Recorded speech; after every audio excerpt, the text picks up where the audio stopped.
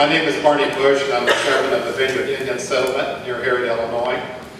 And we are descendants of Chief Sadole's band of Shawnees who were in resistance to the colonial occupation of our homelands. In 1809 or 1810, depending upon which of the histories that you read or the oral history that's given to us, we crossed the Wabash or the Ohio River, whichever history is accurate, and settled into the hills of Hardin County in order to avoid being moved into Indian Territory, which is now called Oklahoma, of course. And a number of our people got sent there anyway. And I grew up here. I was born here. I was born as a citizen of the Vineyard Indian Settlement. And we're under reconstruction right now in order to obtain recognition by the state of Illinois. And of course, speaking out against any of this kind of thing jeopardizes our application, because I do know the politics of the human beings with whom we deal. I do want to note that my father and his family were all fishers and hunters and trappers, and it wasn't an occupational sport. It was a way of survival for our people, and I grew up that way myself. And I would like to read a couple of things here from, I just got a report from a study, a scientific study out of the University of Missouri, and it's just published. And this was sent to me by Richard Federer. And the authors of this identified 12 chemical additives commonly used in fracking.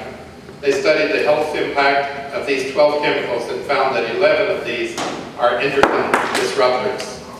I believe they found these chemicals to cause significant increase in cancers, liver disease, and so forth. The authors then tested for these chemical additives in 2 Colorado counties, one county which is heavily fracked and one county which is not fracked. They also sampled the Colorado River.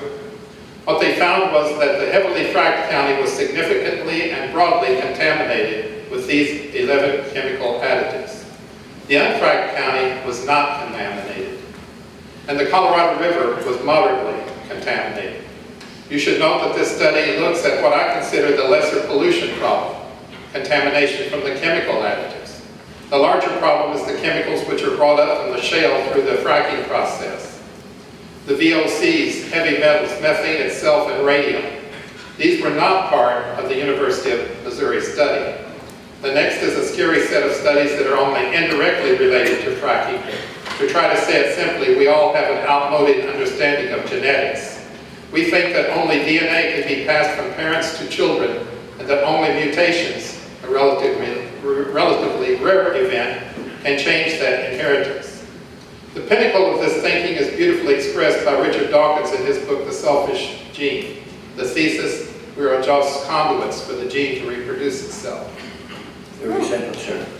I would like to say that we do know that there's a word in English that relates to how people feel about the land and about profits and about what's going on here in our homeland. And I'm real proud to be here among these people that love my ancestral homelands. But there's a word called a sociopath, and it's defined as someone who does not have a conscience. And for someone to come in and to involve themselves in potentially destroying our water, you cannot be of conscience in order to do that. You have to be a sociopath.